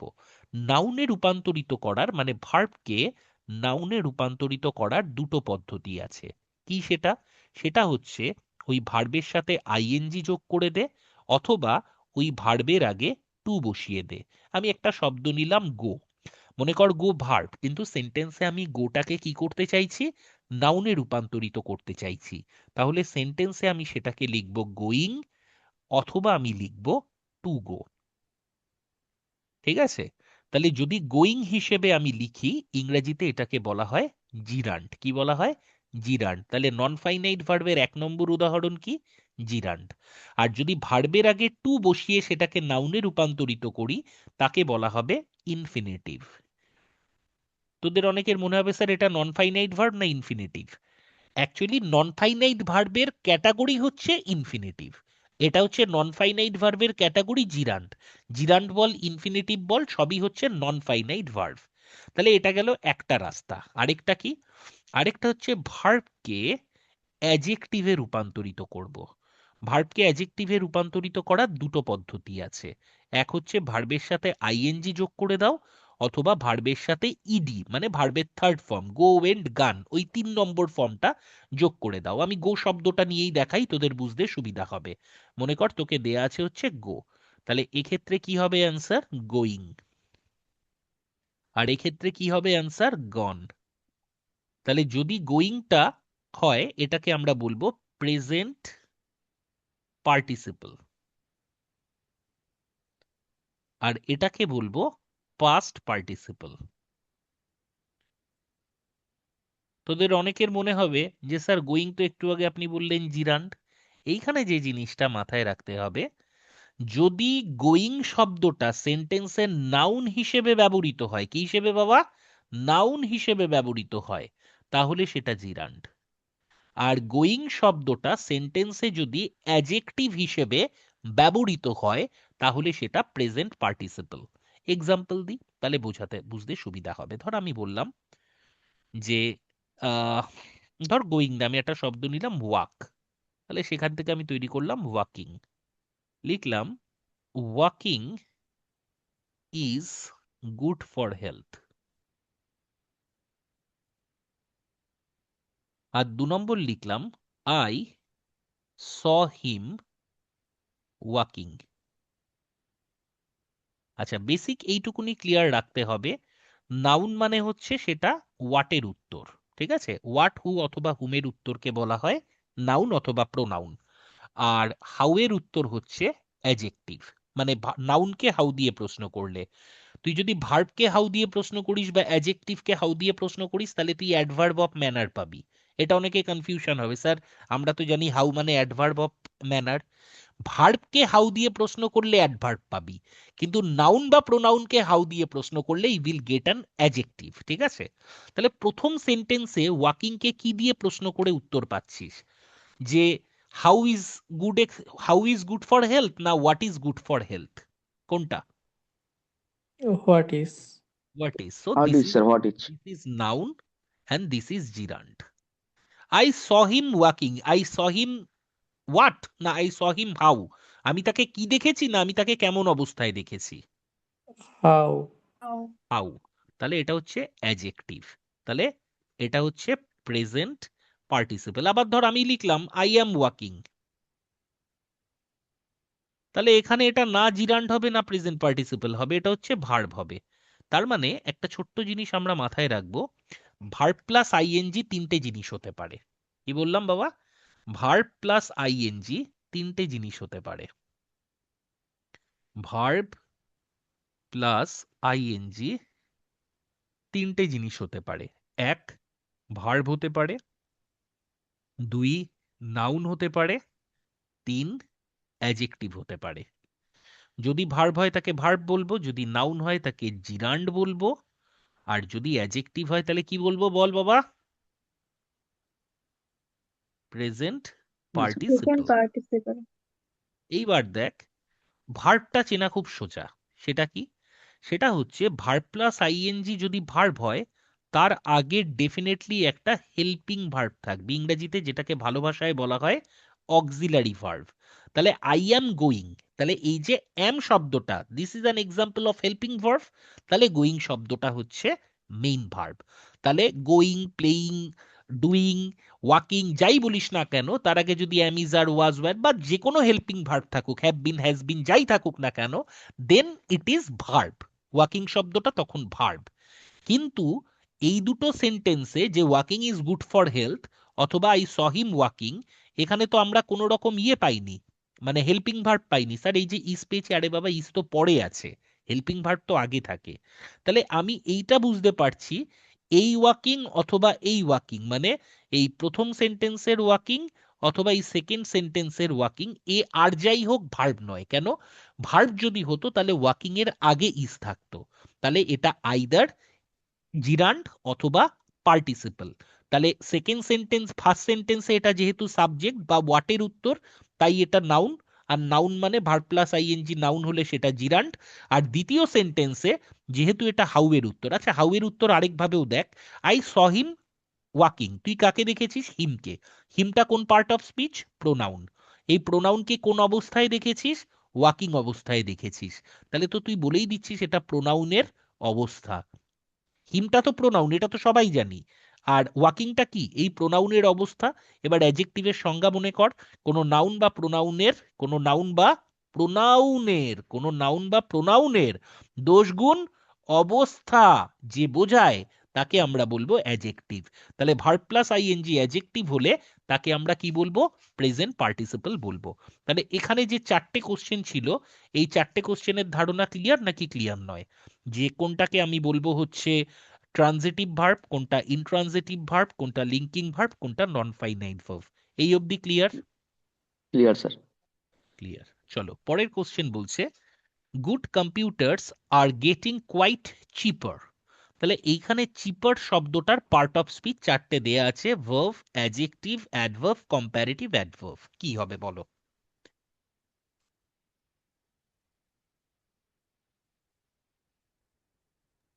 অ্যাডজেক্টিভ। একজন বলেছে অ্যাডজেক্টিভ, আর কেউ? স্যার অ্যাডজেক্টিভই লাগছে sir, B number.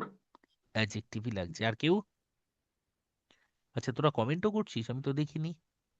lit up, I saw a dancing girl. হ্যাঁ exactly, I saw a dancing girl. Dancing is an adjective, মানে present participle. Dancing is a good exercise, এটা জিরান্ড। অ্যাডজেক্টিভ অ্যাডজেক্টিভ, ঠিক আছে, কমেন্টগুলো দেখে নিলাম, আগে মিস করে গেছিলাম। আচ্ছা বাকি আর কেউ কিছু বলবি? ভার্ব অথবা কম্পারেটিভ অ্যাডভার্ব? এনিওয়ান?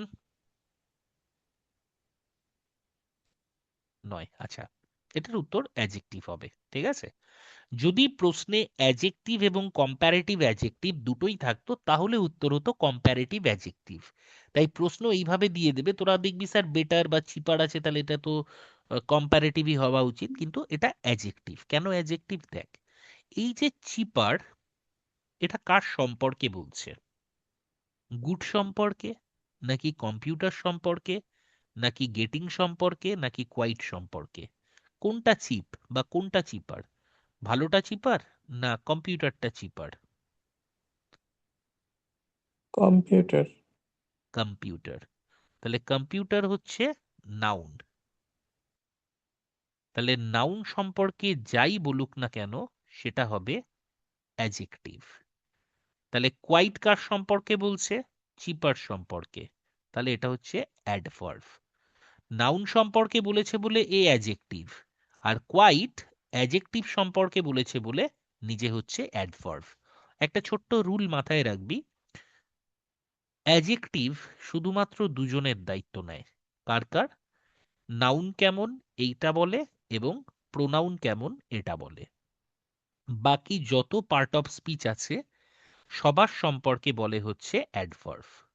তাহলে অ্যাডভার্ব কার কার সম্পর্কে বলে একটু বলতে পারবি? এনিওয়ান? অ্যাডভার্ব কার কার সম্পর্কে বোঝায়? যেমন ধর বলা হলো নাউন একটা বললাম পেন, এই পেন সম্পর্কে বললাম ব্ল্যাক পেন, তাহলে ব্ল্যাকটা হচ্ছে অ্যাডজেক্টিভ, নাউন সম্পর্কে বলছে। তাহলে অ্যাডজেক্টিভের কাজ হচ্ছে নাউন বা প্রোনাউন সম্পর্কে বলা। অ্যাডভার্বের কাজ কার কার সম্পর্কে বলা, একটু পরপর বলে যা, আমি নোট করতে থাকি। যে কেউ, খুব সহজ, বাইক অন কর। Verb. Verb adverb.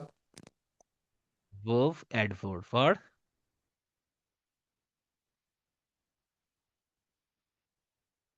Adverb adjective. ছাড়া অ্যাডজেক্টিভ। আর কিছু?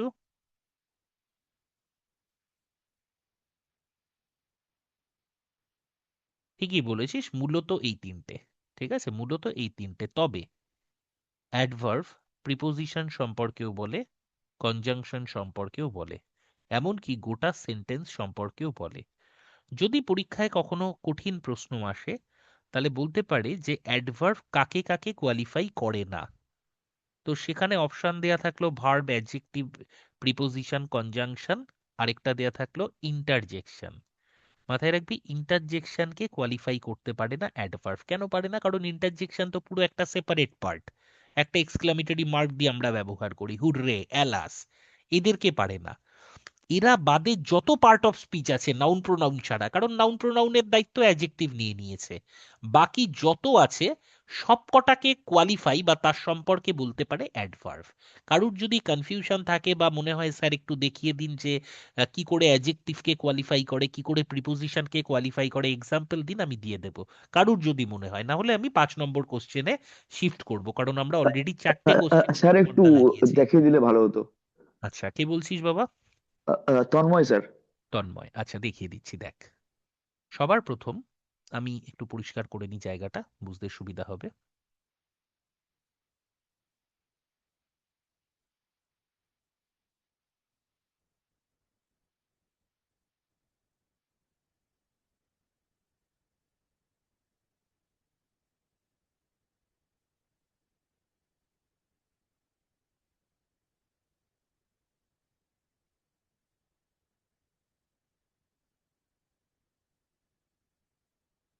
আচ্ছা দেখো,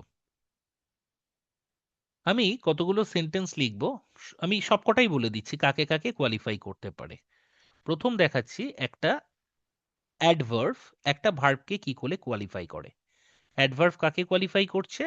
ভার্বকে। ধরো আমি বললাম he ran first, he ran first, তাহলে এখানে ফার্স্ট কার সম্পর্কে বলছে? হি না র্যান? কার সম্পর্কে বল?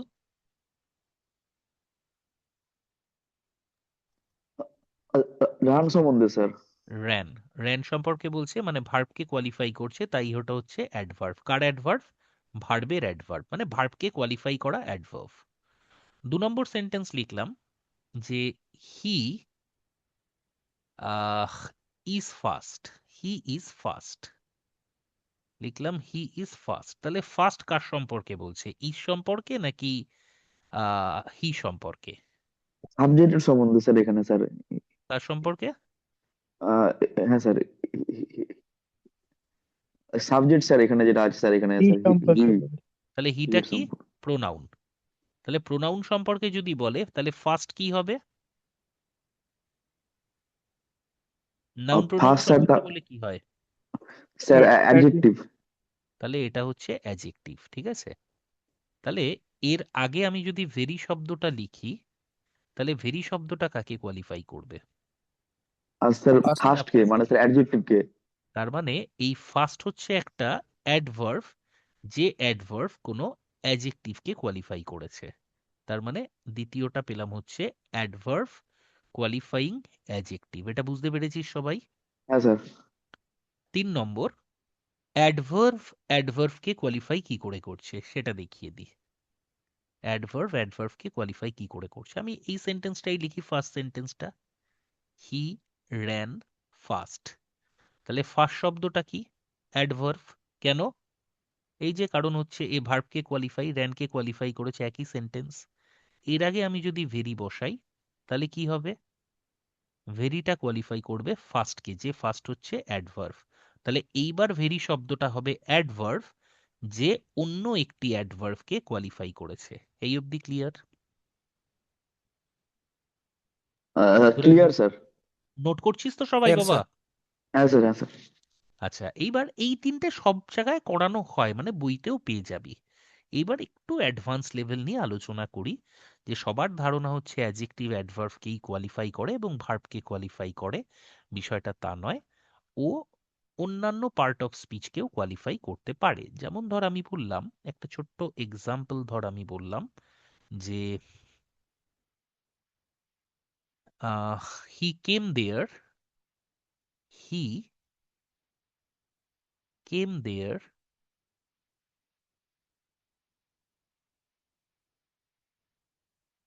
In time. এখানে লিখলাম জাস্ট। তাহলে এই জাস্ট কাকে কোয়ালিফাই করছে? ইন নামক প্রিপোজিশনকে। জাস্ট টাইম নয় কিন্তু, জাস্ট ইন মানে সময়ের মধ্যে। তাহলে ইন হচ্ছে প্রিপোজিশন, এই প্রিপোজিশন সম্পর্কে মানে তথ্য দিচ্ছে বা তাকে হাইলাইট করছে। তাহলে এটাও অ্যাডভার্ব যে একটি প্রিপোজিশনকে কোয়ালিফাই করছে, ঠিক আছে? কিংবা ধর আরেকটা লেখা হয়েছে তো, এটা হি কেম দেয়ার জাস্ট ইন টাইম। তাহলে ইন হচ্ছে একটা প্রিপোজিশন যাকে কোয়ালিফাই করেছে জাস্ট শব্দটা। ধর বললাম আরেকটা sentence, I will go there only if he asks me to go. আমি সেখানে যাব কেবলমাত্র যদি সে আমাকে আসতে বলে। তাহলে এই অনলি শব্দটা কাকে কোয়ালিফাই করছে বলতো বাবা?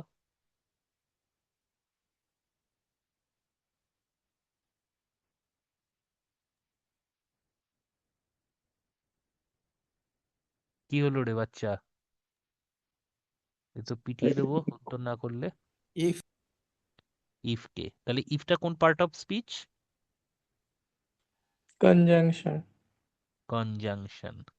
তাহলে আমরা এটাও জানলাম অ্যাডভার্ব কনজাংশনকেও কোয়ালিফাই করে। নোট করেছিস?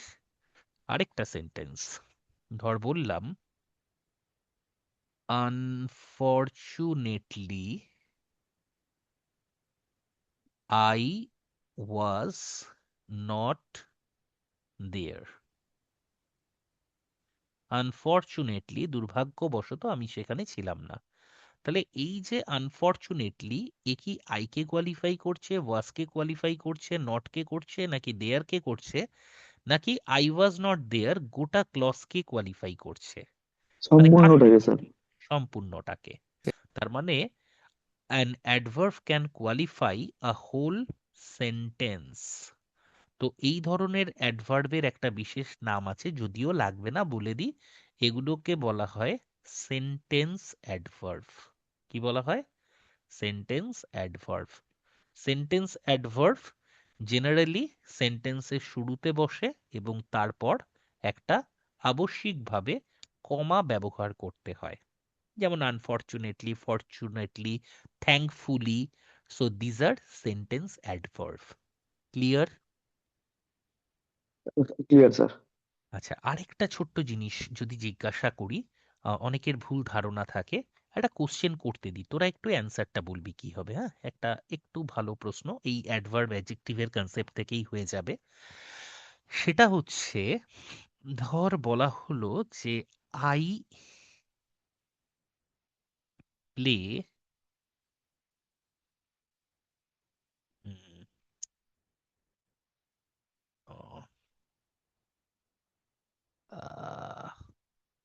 ধর I play, I run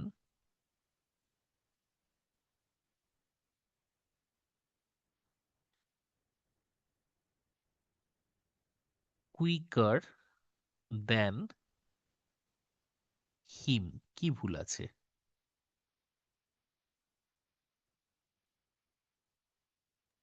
I run quicker than him. Sir এখানে কি দেনের জায়গায় টু হবে? না,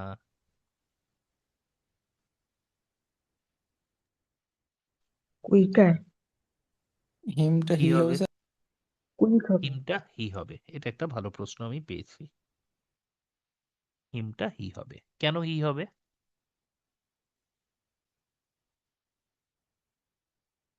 এটা তো পেলাম, কিন্তু হিমটা হি হবে কেন?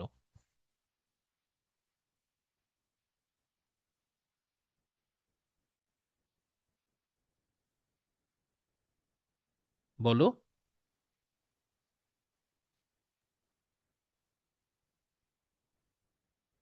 You need to be logical. শুধু নমস্কার। মুখস্থ করে তো হবে না বাবা। নমস্কার। সবাই, আমি 1 মিনিট সময় দিলাম যে এখানে হিমটা হি কেন হলো, আমি অলরেডি আলোচনা করে দিয়েছি বলে জিজ্ঞাসা করছি।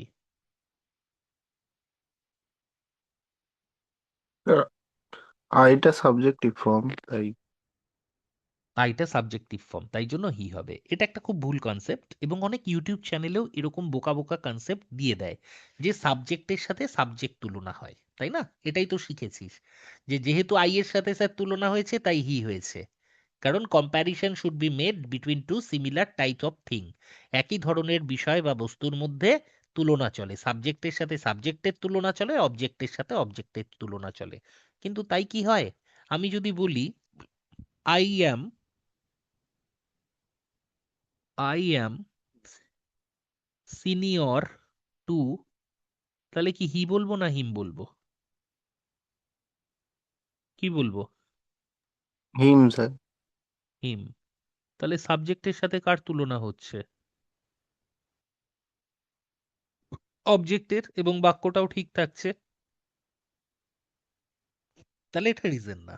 ঠিক আছে, তোদের ভুল না, এটা এইভাবেই বলা হয় এবং অনেক ক্ষেত্রে মানে তোরা উত্তর মনে রাখার জন্য সুবিধাও, but this is not the reason.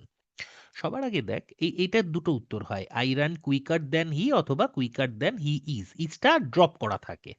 এই সরি, হি ইজ কেন হবে? He runs. I run quicker than he runs. এই রানসটা না লিখলেও হয়, বা হি ডাজ, এই ডাজটা না লিখলেও হয়। সবার প্রথম আইটা হচ্ছে সাবজেক্ট, রানটা হচ্ছে ভার্ব। এটা একটা কিছু হবে, দেনটা কি, কোন পার্ট অফ স্পিচ? কনজাংশন। এবার একটা ছোট্ট জিনিস বোঝ, একটা থাকে হচ্ছে সাবজেক্ট, আরেকটা থাকে হচ্ছে অবজেক্ট। দরকার হলে এটাই লাস্ট কোশ্চেন করাবো, কিন্তু এটা খুব ভালোভাবে বুঝবি। একটা থাকে সাবজেক্ট, আরেকটা থাকে অবজেক্ট। আই হচ্ছে সাবজেক্ট, মি হচ্ছে অবজেক্ট, উই হচ্ছে সাবজেক্ট, আস হচ্ছে অবজেক্ট। ইউটা দুটো একই রকম দেখতে কিন্তু আলাদা আলাদা। এই ইউ মানে হচ্ছে ডুয়ার, এ হচ্ছে রিসিভার অফ অ্যাকশন। দেখতে একই, নাউনের মতো কেস, নাউনও তো একই হয়, রাম রামই থাকবে, সে সাবজেক্ট হোক বা অবজেক্ট হোক। হি হচ্ছে সাবজেক্ট, হিম হচ্ছে তার অবজেক্টিভ ফর্ম। শি হচ্ছে সাবজেক্ট, হার হচ্ছে তার অবজেক্টিভ ফর্ম। মাথায় রাখবি, কোনো সেন্টেন্সে যদি অবজেক্ট লিখতে হয়, মানে মি, আস, ইউ, হিম, হার, দে বা দেম, দে হচ্ছে সাবজেক্ট, দেম হচ্ছে অবজেক্ট, বা দেম লিখতে হয়, তাহলে দুটো জিনিস দরকার। আইদার ওই সেন্টেন্সে একটা অ্যাকশন ভার্ব থাকবে, যেটাকে আমরা ট্রানজিটিভ ভার্ব বলবো অবজেক্ট থাকলে, একটু আগে করালাম, অথবা একটা প্রিপোজিশন থাকবে। তাহলে অবজেক্ট কার কার হয়? প্রিপোজিশনের অবজেক্ট হয় অথবা অ্যাকশন ভার্বের অবজেক্ট হয়। মানে এই যে ডান দিকের শব্দগুলো যতগুলো দেখতে পাচ্ছিস, এগুলো লিখতে গেলে আইদার বাক্যে একটা প্রিপোজিশন দরকার অথবা একটা অ্যাকশন ভার্ব থাকতেই হবে। ঠিক আছে? কিরকম, যেমন ধর আমি বললাম আমি তোকে মেরেছি বা আমি অর্জুনকে মেরেছি, তাহলে এবার আমি অর্জুন না লিখে লিখবো হিম।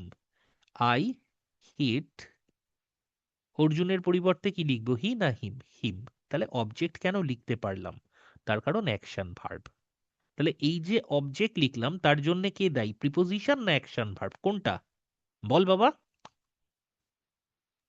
Action sir. Action verb. Clear? আবার ধর আমি বললাম I went there, I went there with him. With he বলি না উইথ হিম বলি? With him বলি। উইথ হিম বলি। তাহলে এইখানে যে বাবা আমি হিম মানে অবজেক্ট লিখলাম, তার জন্য কে দায়ী? প্রিপোজিশন। উইথটা কি? প্রিপোজিশন। তাহলে দেখ, এই যে মি, আস, হিম, হার, দেম এগুলো লিখি, এগুলোর জন্য আইদার সেন্টেন্সে একটা অ্যাকশন ভার্ব থাকতে হবে, যার অবজেক্ট এই হিমটা হতে পারে বা আসটা হতে পারে, অথবা একটা প্রিপোজিশন থাকতে হবে। এইটুকুনি নিশ্চিত? ক্লিয়ার কি ক্লিয়ার নয়? Clear Clear. Sir. Sir clear clear. Sir. এইটুকুনি যদি ক্লিয়ার হয়, এই সেন্টেন্সে আই হচ্ছে সাবজেক্ট মানে প্রোনাউন, রান হচ্ছে ভার্ব, কুইকার হচ্ছে অ্যাডজেক্টিভ বা অ্যাডভার্ব কিছু একটা হবে, আর আমি বললাম হচ্ছে এটা কনজাংশন। তাই তো? এইবার দেখ ভালো করে, এই যে রান শব্দটা বললাম, এই রান শব্দটা ট্রানজিটিভ ভার্ব না ইনট্রানজিটিভ ভার্ব? মানে রানের, আমি যদি একটা অ্যাকশন রান করি, সেটার প্রভাব কি অন্যের ওপর গিয়ে পড়বে? মানে আই রান ইউ হতে পারে বা আই র্যান ইউ হতে পারে। এই অ্যাকশনটা, তার প্রভাব কি অন্যের ওপর গিয়ে পড়বে, নাকি সেটা সাবজেক্টের মধ্যেই সীমাবদ্ধ থাকবে? সাবজেক্টের মধ্যেই সাবজেক্টের স্যার। মধ্যে। তার মানে ইন- এ নিজের ইন- অ্যাকশনটা অন্যের ওপর ট্রান্সফার করতে পারবে?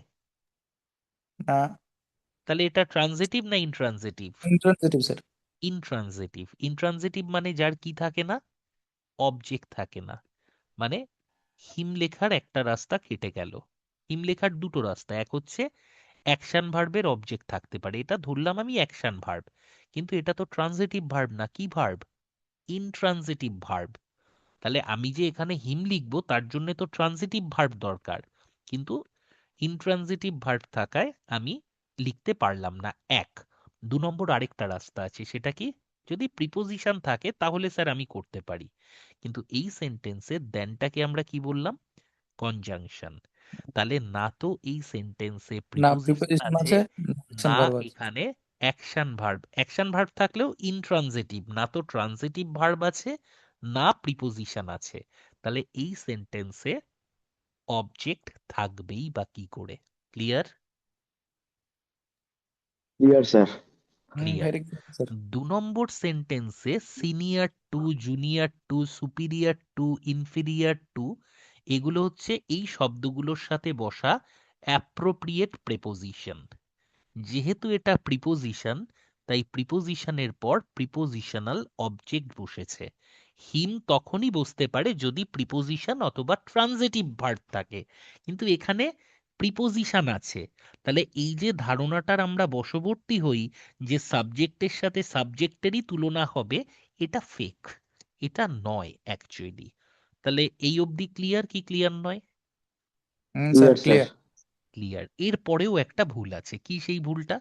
সেটা দেখে নাও। সেটা হচ্ছে, আমাকে বলতে পারবে এই যে শব্দটা বলা হয়েছে কুইকার শব্দটা, এই কুইকার শব্দটা কোন ডিগ্রিতে আছে? কম্পারেটিভ। একটা চকলেট খাওয়াবো যদি এর পজিটিভ ডিগ্রি তোমরা লিখতে পারো। কুইক স্যার, কুইক থেকে কুইকার। কমেন্ট করে জানাও।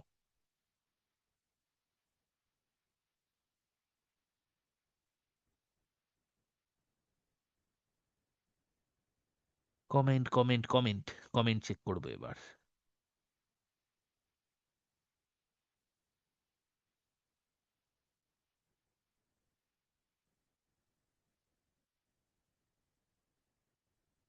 কুইক, ভেরি গুড। আচ্ছা, ধরো আমি বললাম, নিজেরাই ভাবে দেখো, আই অ্যাম কুইক।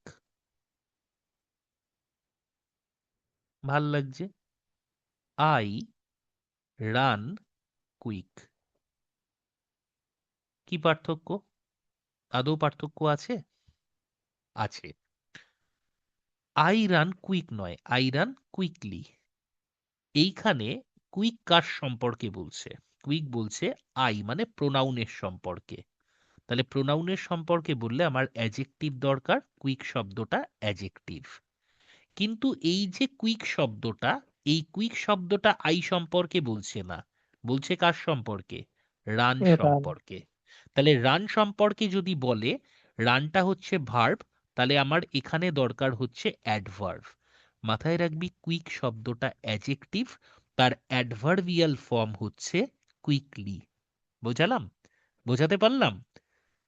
হ্যাঁ স্যার। যখন আই সম্পর্কে বলবে আই অ্যাম কুইক, ঠিক আছে, কিন্তু যখন বলা হলো আই অ্যাম মানে আই রান, তখন কি হবে? I run quickly.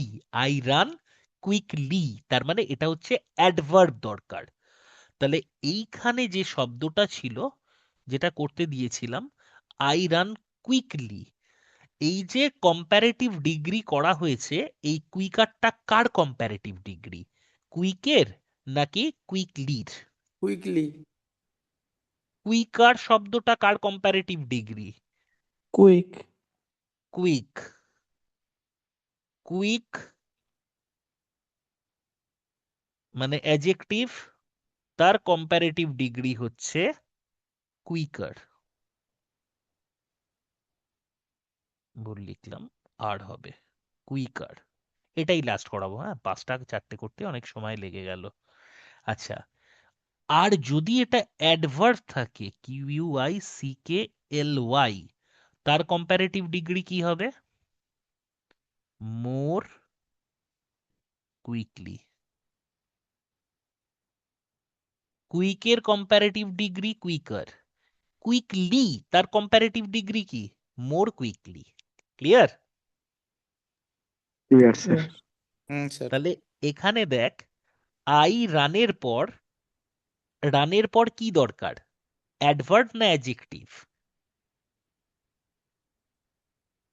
Adverb. Adverb. তাহলে কুইক আর কুইকলির মধ্যে কোনটা অ্যাডভার্ব? Quickly. কুইকলি। তাহলে এখানে কুইকলির কম্পারেটিভ ডিগ্রি বসবে নাকি কুইকের কম্পারেটিভ ডিগ্রি বসবে? More quickly হবে। এক্স্যাক্টলি। তাহলে অ্যান্সার হবে আই রান মোর কুইকলি দেন হি। লিখে নাও, আই রান মোর কুইকলি দেন হি। কঠিন হয়ে যাচ্ছে?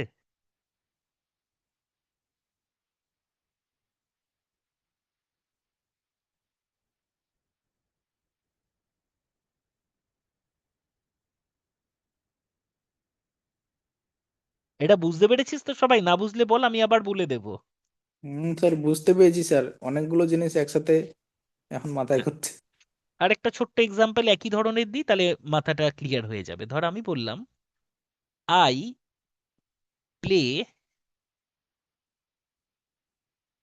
Better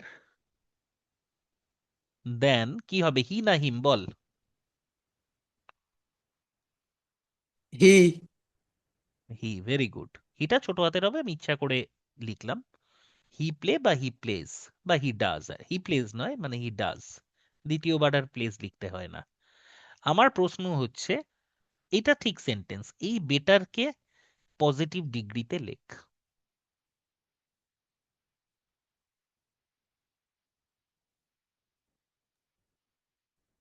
positive degree sir well. Very good. এটা হচ্ছে ওয়েল হবে পজিটিভ ডিগ্রি। অনেকে কি করবে? গুড।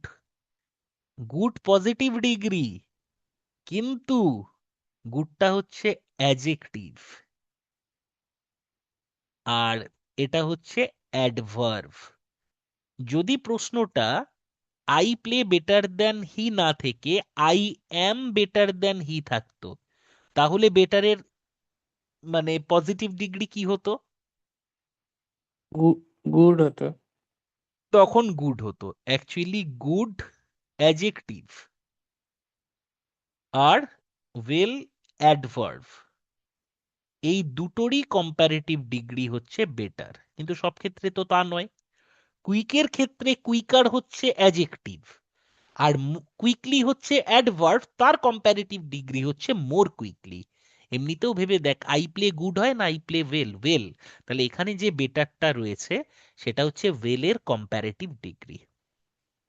যে অবধি পড়ালাম এমনিতেই মাথা মেরে যাওয়ার কথা, একেবারে মাথা ঝনঝন করবে।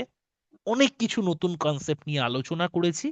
মানে if you have any short of doubt or queries, you can switch on the mic and ask me freely whatever you feel like. না স্যার ঠিক আছে। ঠিক আছে, চলো তাহলে হুম আজকে এখানে গুড নাইট করি। Sir. Good night sir, thank you. Thank you sir. Okay, চল বাবা, টাটা। এরকম সবাই, একটু ক্লাস একটু আরো দিলে ভালো হয়। হ্যাঁ হ্যাঁ, আমি করাবো। আমি তো অ্যাকচুয়ালি পুরো ক্লাস ফ্রিকোয়েন্টলি। শিফটের জন্য ব্যস্ত ছিলাম। আমি অবজেক্টিভের ক্লাস আমি গত 2 মাস 2.5 মাস নিইনি। ঠিক আছে, চলো গুড নাইট হ্যাঁ স্যার, সবাইকে। এইভাবে Good প্র্যাকটিসের night. মাধ্যমে Thank you. মানে হুম করলে হুম হুম, ভালো হবে আর। ওকে, চলো টাটা সবাইকে।